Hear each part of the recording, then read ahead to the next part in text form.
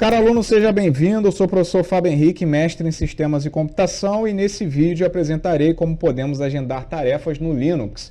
Para isso, utilizaremos o Chrome, que é um aplicativo que já vem com Linux e justamente tem essa funcionalidade de possibilitar a execução de comandos em dias e horários estabelecidos. Eu estou aqui utilizando o Ubuntu Desktop virtualizado com o VirtualBox, que pode ser facilmente obtido na internet e instalado no seu sistema operacional hospedeiro. Nesse caso eu estou usando o Windows como hospedeiro, mas você pode usar aquele sistema que melhor lhe convier, bem como a aplicação de virtualização que você desejar, como por exemplo o VMware.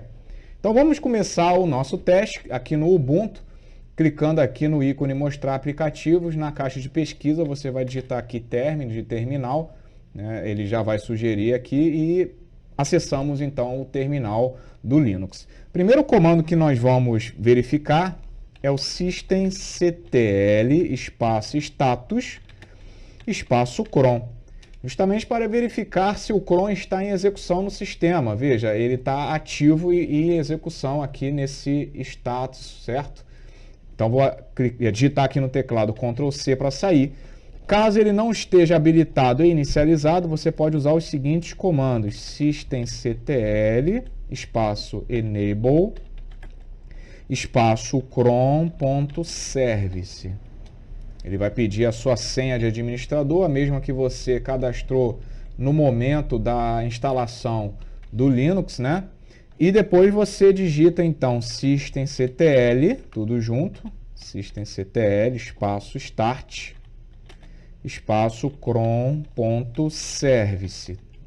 Com isso, o seu cron estará inicializado no sistema. Bom, para a demonstração foi criado um script simples aqui em Shell Script que ele vai basicamente ecoar Hello World em um arquivo de log. Então veja, tem uma variável que tem um string Hello World e ele vai ecoar o conteúdo da variável dentro de um arquivo de log que será criado. Uma observação que é importante a gente fazer é que o cron, ao chamar o script ele deve ter a permissão de execução. Então eu vou entrar aqui no diretório que eu chamei de auto-tar-linux, né, cd espaço de automação de tarefas Linux, ls espaço -l para listar o conteúdo do diretório. E veja que o nosso arquivo script ele não possui a permissão de execução. Então, para isso, eu vou executar aqui o sudo espaço chmod espaço 764 espaço o nome do arquivo script mod1 underline x1.sh. Digitar a senha 1234. Com isso, quando a gente verificar novamente o ls-l, veja que agora nós temos aqui a permissão de leitura, gravação e execução para o usuário, que eu chamei de teste, permissão, que é o 7, né? O 6 é permissão de leitura e escrita para grupos de usuários, e o 4 é permissão de somente leitura para outros usuários, ok? Então agora estamos já habilitados a executar o script, não só a gente, como o próprio cron. Para cadastrar as tarefas no cron, você vai digitar aqui crontab espaço -e. Então foi aberto aqui o Nano, que é um editor de texto. Provavelmente a primeira vez que você executar, ele vai perguntar qual é o editor que você deseja, tá? Ele é bem fácil de usar. As primeiras linhas do crontab são comentários, e o que interessa é que embaixo eu já tinha deixado previamente cadastrado e vamos ver o que vai acontecer. Veja, na primeira linha, o cron ele vai criar um arquivo de log, né? Justamente no diretório que nós estamos trabalhando, e na linha de baixo ele vai invocar o script. Quanto a esses números, veja, o primeiro número aqui é o minuto, espaço, o segundo número é a hora do dia, espaço, o terceiro número é o dia, aqui o mês. E aqui é caso você quisesse fazer todo dia, mas como nós cadastramos aqui um dia e hora, né, um dia e horário específico, Então ele vai fazer desse jeito apenas, né, nesse dia e horário determinado. Então vamos configurar agora para a execução. Veja aqui que nós estamos aqui no dia 13 de outubro e são 4h29, tá? Então veja, ó, 13 de outubro, já está certinho. Agora vamos configurar a data, o minuto e a hora. Então vamos lá. São 16h29. Então aqui eu vou acertar para 16, que é o segundo número. E eu tenho que colocar um minuto acima, tá? Eu vou colocar o 30. Vamos ver se vai dar tempo, né, disso executar. Então você vai sair Ctrl O para salvar, Enter, Ctrl X. E agora é só aguardar o cron executar. Uma observação também que tem que ser feita é que você tem que sair, tá? Então Ctrl X, eu coloquei Ctrl O para poder salvar, Enter, Ctrl X, sai. Veja, ele já deu a hora, 4h30, ele acabou de criar o arquivo log, vamos abrir ele, e está lá Hello World certinho, ou seja, o cron está funcionando devidamente, tá? Últimas observações que nós devemos fazer é caso você queira ver o log de execução do cron, então você vai digitar aqui grep, espaço cron, espaço, traço var, perdão, barra, né? Barra var, barra log, barra syslog. Veja que ele está mostrando o log de execução aí do cron. Veja que existe aqui uma entrada no log, é justamente às 4h30, quando ele invocou aqui, ó, os comandos determinados, tá? Ó, veja, ele fez aqui a criação do arquivo log, né? E aqui ele invocou o meu script, ok? E existe também o comando cron tab, espaço, traço L, justamente para verificar o conteúdo do cron tab, tá? Então esse foi uma pequena demonstração básica do funcionamento do cron. Espero que você tenha curtido e que você continue os seus estudos aí com muito sucesso. Um forte abraço e até a próxima.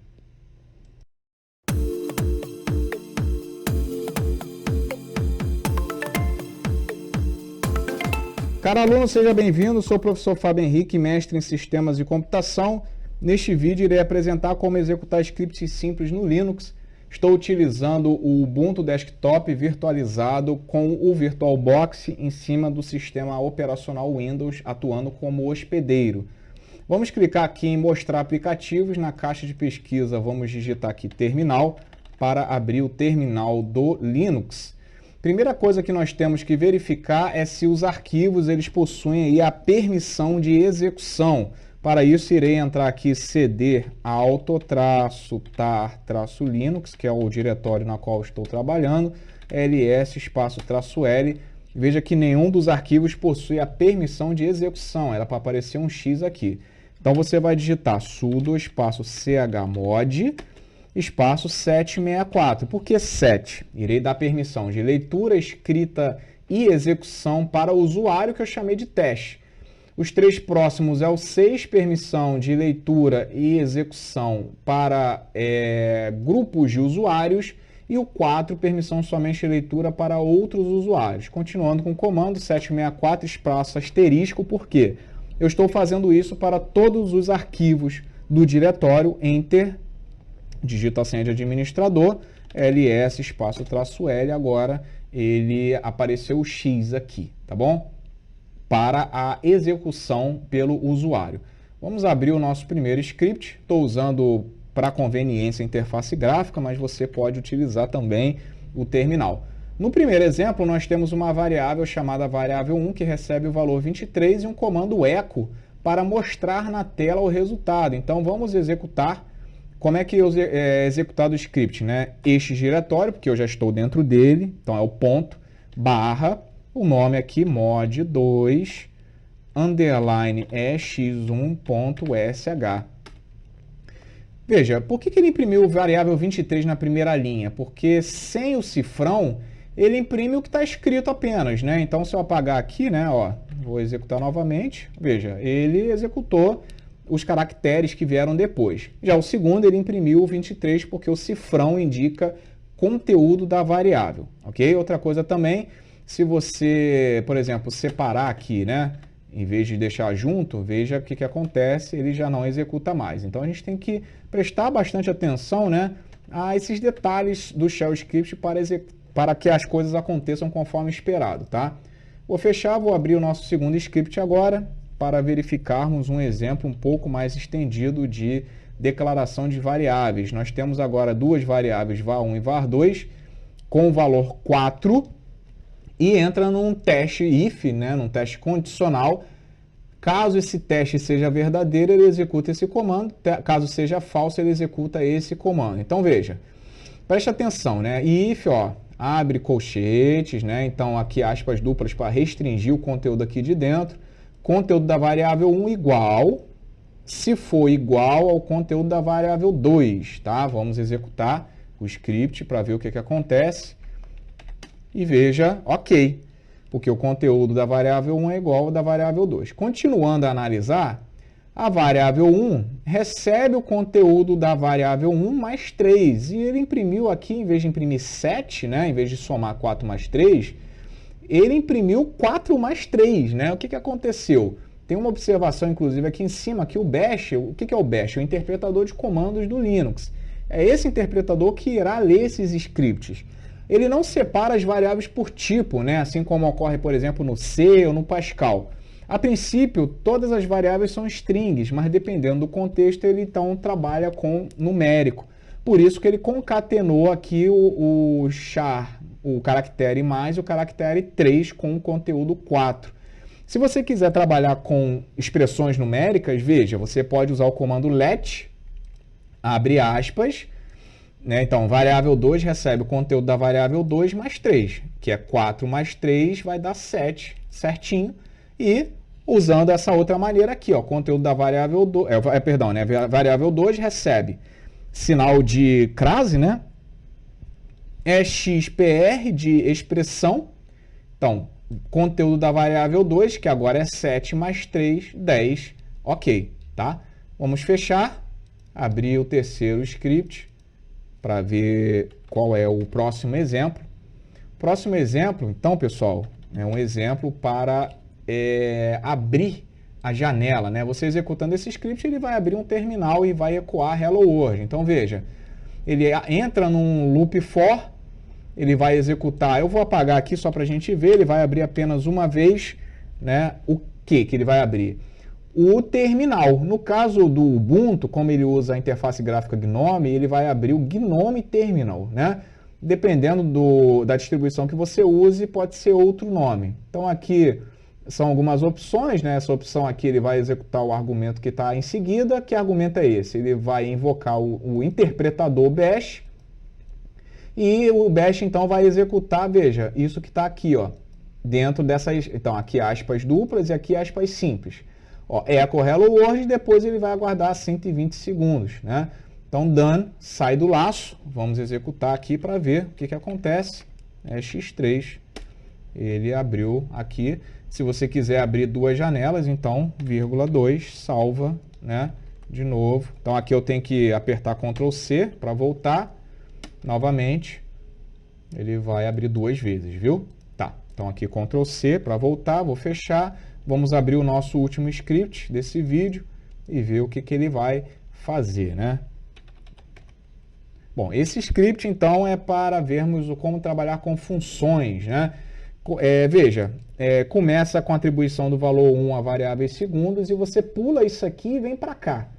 Né? Porque como é que eu identifico uma função? Tem um nome, a parênteses, esse parênteses aqui, ele pode ter parâmetros que recebem argumentos, mas não está recebendo nada, e abre e fecha chaves, né?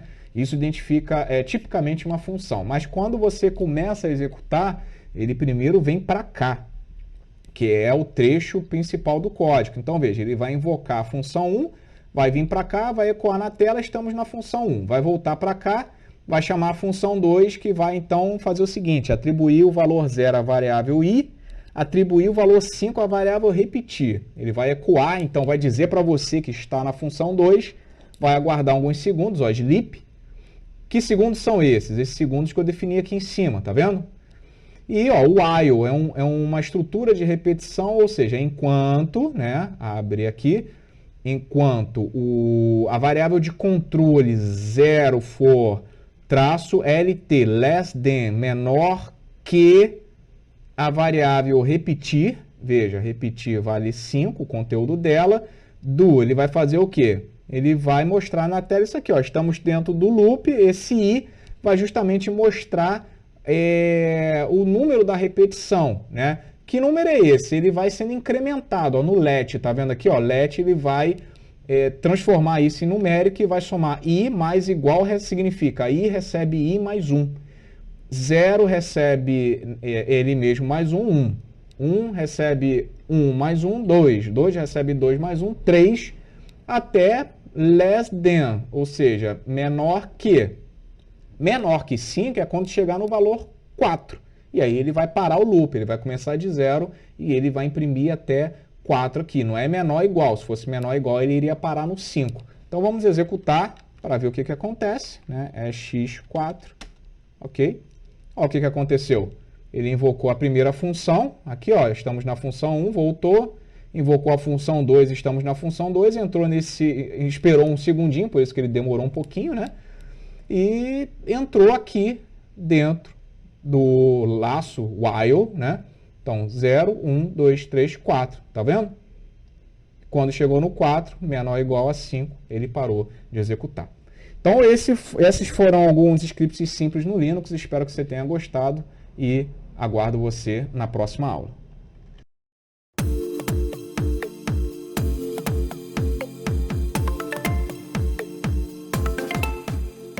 Caro aluno, seja bem-vindo. Eu sou o professor Fábio Henrique, mestre em Sistemas e Computação. E neste vídeo irei apresentar como utilizar estruturas de decisão em Linux usando aí o Shell Script. Estou utilizando o Ubuntu Desktop virtualizado com o VirtualBox em uma máquina hospedeira Linux. Vamos começar as atividades clicando aqui em mostrar aplicativos e já acionando o nosso terminal. De praxe já iremos entrar no nosso diretório de trabalho, aqui eu chamei de auto-tar-linux e acionar, né, colocar aí as permissões de execução nos arquivos. Para isso você vai digitar chmod, né, não esqueça aqui do sudo, né, chmod espaço 764 espaço asterisco e aí executando aí o ls espaço -l, agora temos a permissão de execução. Vamos abrir o nosso primeiro script para ver o que ele faz, né? Então, nesse primeiro script, nós iremos ver aí uma série de estruturas de condição usando if. Então, veja que a variável A recebeu o valor 90, a variável B recebeu o valor 21. Então, no nosso primeiro if, ele está dizendo assim, ó, se, abre colchetes, né? O conteúdo da variável A for igual, então, traço é que igual, o igual a 90, mas o que eu estou comparando com esse traço aqui? Eu estou comparando inteiros. O Bash, né, ele não coloca explicitamente o tipo da variável, então esse 90 a princípio é um string, mas como eu estou usando a comparação de inteiros, ele vai então entender que esse 90 é inteiro e esse conteúdo da variável A também é um número 90. Ou seja, se o conteúdo de A for igual a 90, né, que é, e ele emenda aqui com um operador lógico, e. Ou seja, ele está fazendo dois testes. Então, esse teste e esse teste, eles devem ser verdadeiros para quê? Para cair no ok aqui. Basta que um deles seja falso para cair no falha. Então, o conteúdo da variável B também tem que ser igual a 21. Então, vamos executar, chamando aqui, né, ponto barra mod 3 underline x1.sh. Olha o resultado, ok, porque os dois testes, né, com o operador lógico e foram verdadeiros. Já no segundo eu estou usando igual, então eu não estou mais comparando inteiros, eu estou comparando string. Ele vai considerar que o conteúdo da variável e esses valores aqui, eles são strings, não numéricos. Como eu estou fazendo dois testes e o operador lógico e, os dois têm que ser verdadeiros. Ele deu falha aqui, por quê? Porque aqui é 91 e a variável A vale 90. Vamos para o terceiro teste. Em vez dos dois testes agora serem ligados pelo operador lógico E, agora eles são ligados pelo operador lógico OU, que são essas duas barras verticais aqui. No OU, basta que um deles seja verdadeiro. Então, por que ele retornou OK aqui? Porque apesar do 91 ser diferente do 90 no A, mas o 21 é igual ao B. Então, basta que um dos dois seja verdadeiro. Já aqui embaixo, veja, eu estou comparando de fato strings. Então, eu tenho a variável A, manga, a variável B, limão. Então, obrigatoriamente, eu tenho que usar o quê? O igual aqui, certo? E aqui ele deu OK justamente porque os dois testes são iguais, manga e limão, A e B. Né? Eu fiz aqui de propósito, coloquei aqui, em vez de usar igual, o traço aqui, que é justamente a comparação de inteiros. E veja que ele deu aqui uma falha, né? Esperava a expressão de número inteiro. Ok? E aqui eu saio do programa. Muito bem. Vou fechar. Iremos ver agora o segundo script. Então, abrindo ele, vamos ver o que ele vai fazer para a gente. Nesse script, ele vai retornar o maior valor entre dois parâmetros escritos lá na linha de comando. Então, quando você digitar aqui o nome do seu script é x2, você vai digitar com espaço, né, outros dois números. Então, vou digitar aqui 25 e 50. Veja, ele retornou aqui, o maior número é 50. Por que isso aconteceu? Porque vamos começar aqui, ó. Começando o código, ele declara duas variáveis, vem uma função, nós vamos pular essa função. Vamos direto para cá.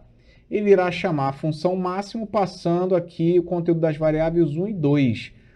Essas variáveis são, por padrão, do shell, né, e do bash, consequentemente, usadas para quando eu passo parâmetros em linha de comando. Então, a variável 1 vai receber o 25, a variável 2 vai receber o 50 e vai passar para a função máxima. Então, ele começa dizendo o seguinte: se o segundo argumento, né, o parâmetro, que é representado pela variável 2, se o conteúdo for nulo, que é o traço Z, ele vai retornar esse conteúdo da variável valor erro, que está aqui em cima. Que número é esse? É um número qualquer declarado justamente para testes, né? Foi baseado aqui num script que está nessa página aqui, muito interessante, você pode entrar para ver como é que é. Então, continuando, ele vai retornar para quem? Ele vai retornar para cá, para quem chamou. Veja que a variável valor retorno, ele vai receber o conteúdo do retorno, e está em interrogação porque pode ser qualquer um, pode ser esse, pode ser esse, pode ser esse ou pode ser esse. Vamos para o segundo teste, então. Se o conteúdo da variável 1 for igual ao conteúdo da variável 2, então é numérico, né? Então ele vai retornar valor igual, que vale 251, vai retornar para cá. Então, se não, se o conteúdo da variável 1 for maior que o conteúdo da variável 2, né? Greater than, maior que 2, então ele retorna quem? 1, porque 1 é maior do que 2. Caso contrário, 2 é maior do que o 1, então ele vai retornar o 2 para cá. Terminando, ele vai fazer aqui os testes para retornar a mensagem. Se o valor de retorno, que é esse aqui que recebeu, for igual ao valor de erro, que é esse aqui, significa que não passou um dos parâmetros ou não passou os dois parâmetros. Se o valor de retorno for esse valor de igual aqui, significa que os dois valores são iguais. Se o maior número foi justamente, né, se o retorno foi um dos dois aqui, né, o valor de retorno, então, é o maior número. Vamos fazer mais dois testes, ó. Vou deixar de passar um dos parâmetros e ele corretamente mostrou. Agora eu vou colocar o 50 e o 25, e agora eu vou colocar 50, 50, ele disse que são iguais. Vamos para o último script, vamos fechar aqui, vamos ver, então, mais um exemplo, usando agora a estrutura case, que também é uma estrutura de teste lógico, né, de comparação aí, só que ele é mais simples do que o if, porque o if você tem que ficar abrindo, né, um if após o outro, aqui não. Basta eu chamar o case, a opção que eu quero comparar, e eu, linha por linha, vou dizendo, afinal, o que eu estou comparando com a variável. Então, nesse exemplo aqui, eu tenho uma variável A e B, uma shell script e a outra Linux, são strings, e aí ele vai abrir um menu. Então vamos ver aqui só para você já começar a entender como que isso funciona, né? Então, ó, exemplo 3.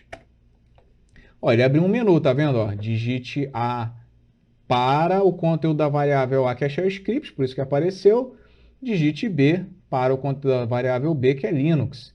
Posso digitar A maiúsculo ou A minúsculo, né? Mas como que ele vai tratar isso? Como que ele vai reconhecer isso? Então, ele vai ler a partir do teclado, vai gravar na variável opção e veja, caso o conteúdo da variável opção in, né, A ou A minúsculo, A maiúsculo ou A minúsculo. Essa barra aqui é um ou. Então, tanto faz, eu posso digitar A maiúsculo ou minúsculo.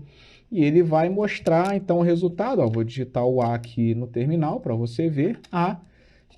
Aprender shell script é muito legal. Ó, aprender, veja, conteúdo da variável A, shell script é muito legal. 2 vezes ponto e vírgula, né? Agora, de novo, ó, B maiúsculo, B minúsculo, né? Então, vou digitar aqui agora o B maiúsculo, ó.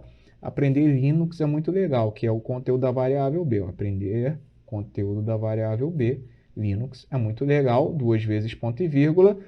O asterisco significa qualquer outra situação não prevista aqui, é o caso contrário, né? Veja que tem um parênteses, né? Espaço parênteses, e ele vai escolher nenhuma opção válida. Então, se eu colocar C, por exemplo, nenhuma opção válida escolhida, termina o case com case ao contrário, né? Exact, né? Então, eu fecho aqui o case e com isso acabamos de demonstrar 3 tipos de script para estruturas de decisão. Espero que você tenha gostado e desejo um ótimo estudo.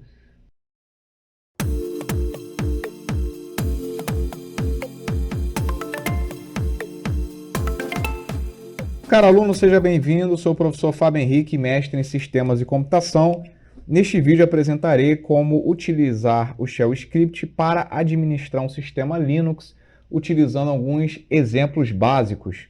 Estou usando o Ubuntu Desktop em uma máquina hospedeira Windows, né? Para isso está sendo virtualizado com o VirtualBox. Vamos começar os nossos trabalhos clicando em mostrar aplicativos. Você pode digitar terminal aqui em cima. Se o ícone estiver aparecendo, basta clicar para abrir o terminal. Vamos entrar no nosso diretório criado especialmente para essas tarefas. E de praxe, já digitar aqui chmod, né, sudo chmod 764, espaço asterisco, para também atribuir a permissão de execução dos scripts. Vamos abrir então o nosso primeiro exemplo e ver o que ele tem aí a mostrar de interessante para a gente. Nesse primeiro script, através do terminal, será verificado se o usuário corrente é um superusuário ou um root ou um usuário comum. Então, executando aqui o comando, vamos lá. Veja que a saída vai ser você não é root, porque eu estou logado aqui como usuário teste. O que aconteceu? Nesse if, nessa estrutura de decisão, ele está vendo o conteúdo da variável nome underline usuário, que ele está justamente o quê? Armazenando o retorno do comando whoami. Se você digitar aqui whoami, veja que ele vai retornar o nome do usuário teste. Então, olha que interessante, ele está aqui entre o sinal aqui de crase, né? Então, quando ele está nessa estrutura, ele retorna o resultado desse comando para a variável. Esse resultado, né, ele deveria ser igual a nome underline root, que aí sim é um string root, para que o resultado fosse verdadeiro. Então, apareceu não é root porque o resultado foi falso. E aqui embaixo umas 3 linhas, né, só para a gente verificar mais um pouco essas possibilidades. Então, no primeiro eco, veja aqui, quem sou eu, né? Justamente crase, whoami e crase. Ele está retornando o quê? Quem sou eu, teste, é o retorno do comando. Agora aqui, ó, quem sou eu, né? Conteúdo da variável nome underline usuário. O que ele imprimiu? Literalmente imprimiu tudo, né? Ele não considerou que isso aqui é uma variável, porque está entre aspas simples. Mas quando você coloca entre aspas duplas, aí sim ele considera que isso aqui é um conteúdo de uma variável e retorna o nome certinho, tá? Vamos fazer um último teste, eu vou logar aqui como superusuário e vamos fazer novamente esse comando, né? Para você ver agora qual vai ser o resultado do script. Veja que o resultado é você, a root, porque se você der aqui who am I, ele vai mostrar que o usuário corrente agora é o root. Então, vou sair, terminamos esse primeiro exemplo. Vamos abrir agora o segundo script. Nesse segundo script, será primeiramente criado 2 arquivos e depois eles serão excluídos. Vamos executar. Então veja, apareceu criados arquivos X e J, porque tem um eco aqui e logo após um read, né? Então, isso aqui está aqui apenas para parar o fluxo, né? Ele não vai ler nada. Se você apertar F5, veja que apareceu aí os arquivos X e J, que foram criados através do comando touch, aqui em cima, tá? Continuando, Enter. Olha que legal, né? Então essa estrutura era bem interessante, né? A gente pode até falar que é uma espécie de macete, né? Então esse loop for, o que ele vai fazer? Ele vai, através da variável de controle arquivo, ele vai parar, né, de fazer o loop quando todos os arquivos serem lidos nesse diretório. Olha que legal, né? Então ele vai listar o conteúdo dos arquivos, né? E a seguir irá mostrar aqui o nome do arquivo encontrado, né? Então veja, ele vai percorrer todos os arquivos, né? Ele vai parar depois de todos serem percorridos, vai listar as suas propriedades seguidas aqui do nome do arquivo em si, né? Veja que legal, então ele retornou o conteúdo desse diretório e dessa pasta aqui chamada scripts, ok? Muito bem, depois disso, o que ele vai fazer? Ele vai percorrer um novo for, né, um novo script, uma nova estrutura aí, né, perdão, de laço de repetição, só que agora ele vai procurar por todos os arquivos que comecem com J em com X. Como originalmente isso não estava feito, né, nós só tínhamos aqui começando com M, foi criado o arquivo X e J de propósito para que ele removesse. Então veja, ele procurou por esses arquivos, né?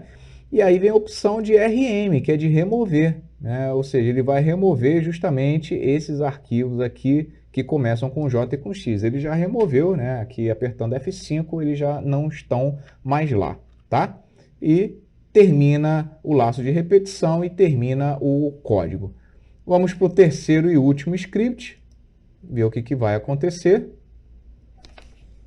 Então, nesse script, serão feitos alguns testes, né, para a verificação do hash dos arquivos e de palavras, né? Então, o hash é uma função que retorna uma string única, né, que identifica um determinado arquivo ou uma determinada sequência de caracteres.